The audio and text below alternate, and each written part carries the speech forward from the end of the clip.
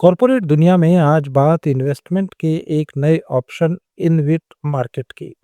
भारत का infrastructure investment trust यानी इनविट बाजार पिछले कुछ सालों से अभूतपूर्व गति से बढ़ा है। अब ये देश की इंफ्रास्ट्रक्चर फाइनेंसिंग का एक मुख्य पिलर बन चुका है।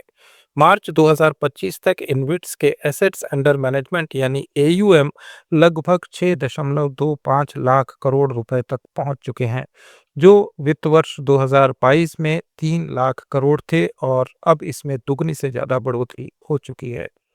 केयर एज रेटिंग की ताज़ा रिपोर्ट के अनुसार 2026 में ये एयूएम 1 लाख करोड़ रुपए और बढ़कर 7.25 से 7.5 लाख करोड़ रुपए के बीच पहुंचने की उम्मीद है।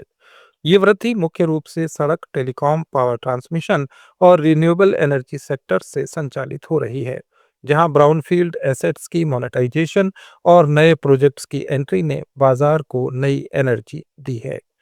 इस वृद्धि में विदेशी इन्वेस्टर्स की बढ़ती रुचि और सरकार की एसेट मोनेटाइजेशन को पुश करने की नीति की महत्वपूर्ण भूमिका है। रिन्यूएबल एनर्जी सेक्टर विशेष रूप से अट्रैक्टिव है क्योंकि लंबी अवधि के power purchase agreement stable revenue stream को सुनिश्चित करते हैं। इसके अलावा टेलीकॉम सेक्टर में डेटा कंजम्पशन और 5G रोलआउट के साथ फाइबर ऑप्टिक एसेट्स की पैकेजिंग बढ़ गई है। सड़क क्षेत्र में एनएचएआई के विभिन्न टीओटी बंडल्स का मोनेटाइजेशन इनविट्स को और मजबूती प्रदान कर रहा है। ये मॉडल न केवल पूंजी जुटाने में मदद करता है बल्कि इंफ्रास्ट्रक्चर के विकास को तेज गति देता है और रोजगार भी पैदा करता है। पावर ट्रांसमिशन क्षेत्र में भी कई नए प्रोजेक्ट्स इनविट फॉर्मेट में आ रहे हैं, जो देश की ऊर्जा सुरक्षा को मजबूत बना रहे हैं। कुल मिलाकर ये विकास भारत की अर्थव्यवस्था को 8% जीडीपी ग्रोथ के लक्ष्य को प्राप्त करने में सहायक साबित हो रहे हैं। इनविट्स की शुरुआत 2014 में सेबी के रेगुलेशंस के साथ हुई थी, जिसका उद्देश्य इंफ्रास्ट्रक्चर प्रोजेक्ट्स में पब्लिक और इंस्टीट्यूशनल कैपिटल को आकर्षित करना था। पारंपरिक बैंक लोन और बॉन्ड मार्केट पर निर्भरता कम करने के लिए ये एक अल्टरनेटिव मॉडल है, जहां ट्रस्ट पहले से ऑपरेशनल एसेट्स जैसे टोल रोड, पावर लाइंस और फाइबर नेटवर्क को होल्ड करता है और उससे आने वाला नियमित कैश फ्लो जैसे टोल फीस, ट्रांसमिशन चार्जेस या लीज रेंटल को यूनिट होल्डर्स में वितरित करता है। 2023 से 2025 तक इनविट्स ने कुल 88,000 करोड़ रुपए की इक्विटी जुटाई। 2026 में 16,500 करोड़ रुपए और जुटाने का अनुमान है। कुल मिलाकर पिछले 3 वर्षों में एयूएम की सीएजीआर लगभग 18% रही है, जो बॉन्ड मार्केट की तुलना में काफी तेज है। सेबी के रेगुलेशंस में समय समय पर संशोधन किए गए हैं ताकि बाजार को और आकर्षक और सुरक्षित बनाया जा सके। 2021 में लिस्टिंग रूल्स को सरल बनाया गया और इन्वेस्टर्स के हितों की रक्षा के लिए डिस्क्लोजर के पैरामीटर सख्त किए गए। 2024-25 में ग्रीन इन्विट्स को प्रोत्साहन देने के लिए इसमें और विशेष प्रावधान जोड़े गए, जिससे सस्टेनेबल और इको फ्रेंडली प्रोजेक्ट्स को आसानी से फंडिंग मिल सके। ये मॉडल न केवल भारत में बल्कि ग्लोबल लेवल पर भी सराहना हासिल कर रहा है।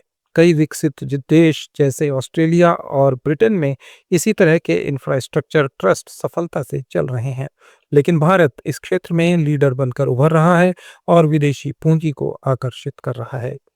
बाजार में अभी 22 से 27 इन्विट्स रजिस्टर्ड हैं, जिनमें IRB InvIT fund, India grid trust, power grid infrastructure investment trust, Bharat highways InvIT और हाल में क्यूब हाईवेज ट्रस्ट जैसे प्रमुख नाम शामिल हैं। रोड सेक्टर अब भी इनविट्स में सबसे बड़ा है, जहां एनएचएआई के नेशनल मोनेटाइजेशन पाइपलाइन यानी एनएमपी और एनएमपी 2.0 के तहत toll operate transfer TOT model से एसेट्स ट्रांसफर हो रहे हैं। इन प्रमुख इन्विट्स में आईआरबी इन्विट फंड भारत का पहला लिस्टेड इन्विट है, जिसने सड़क क्षेत्र में क्रांतिकारी बदलाव किया है। ये कई टोल रोड एसेट्स का मैनेजमेंट करता है और इन्वेस्टर्स को 8 से 9% का औसत यील्ड प्रदान करता है। इंडिया ग्रिड ट्रस्ट ने पावर ट्रांसमिशन नेटवर्क को मजबूत किया है और लगभग 20,000 सर्किट किलोमीटर से ज्यादा लाइंस का ये संचालन करता है। इससे स्टेबल इनकम सुनिश्चित होती है। Power grid infrastructure investment trust ने पावर ग्रिड के मजबूत बैंकिंग से फायदा उठाया और हाल के क्वार्टर में अच्छा प्रदर्शन किया। भारत हाईवेज, इनविट और क्यूब हाईवेज ट्रस्ट जैसे नए इन्विट्स ने एनएचएआई के मोनेटाइजेशन पाइपलाइन से नए एसेट्स शामिल करके बाजार को एक्सपेंड किया है। ये सभी मिलकर इंफ्रा सेक्टर को फाइनेंशियल रूप से मजबूत बना रहे हैं और छोटे निवेशकों को भी बड़े प्रोजेक्ट्स में भाग लेने का मौका दे रहे हैं। पावर ग्रिड इन्विट जैसी यूनिट्स मार्च में 90 रुपए के आसपास ट्रेड कर रही हैं, जहां क्वार्टर 3 में नेट सेल्स में मामूली गिरावट के बावजूद प्रॉफिट ग्रोथ स्थिर रही है। आईआरबी इन्विट ने भी हाल के क्वार्टर में अच्छा डिस्ट्रीब्यूशन दिया है। औसतन लिस्टेड इन्विट 7 से 10% तक सालाना डिस्ट्रीब्यूशन यील्ड ऑफर करते हैं, जो फिक्स्ड इनकम इंस्ट्रूमेंट से बेहतर है और इक्विटी मार्केट के तुलना में कम वोलेटाइल है।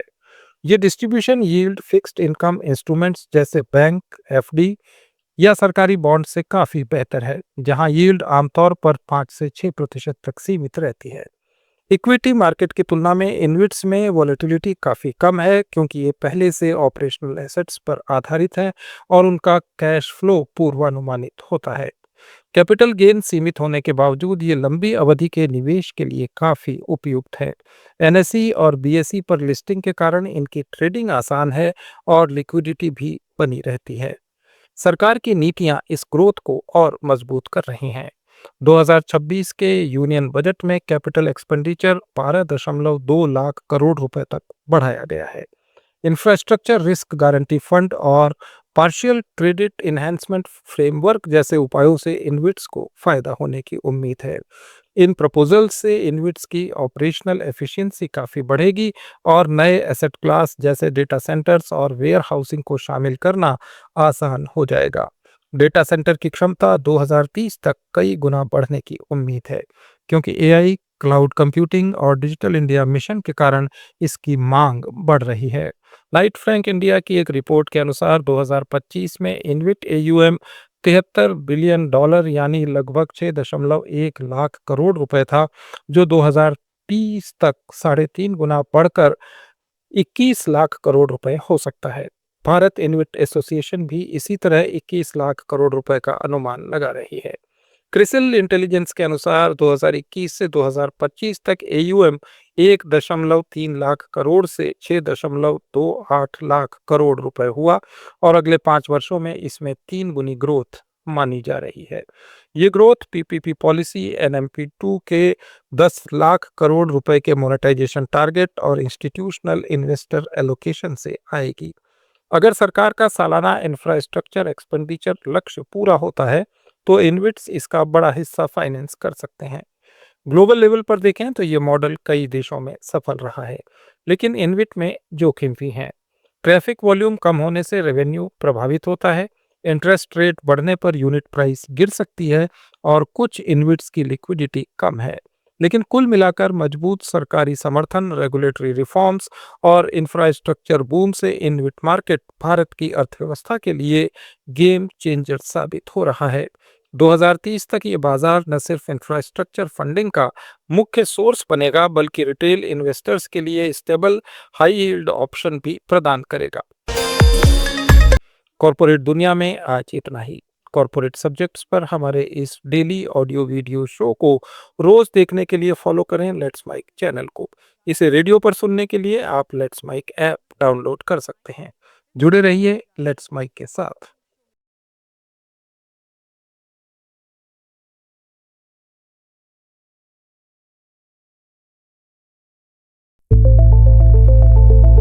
It's time for news.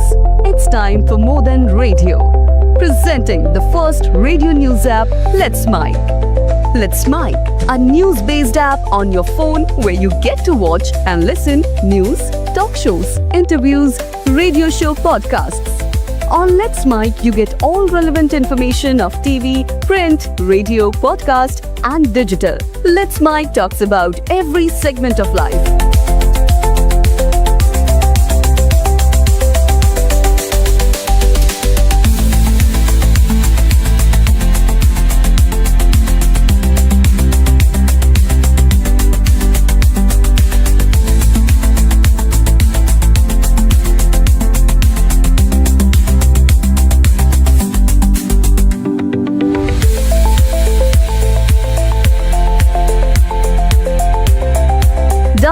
app now from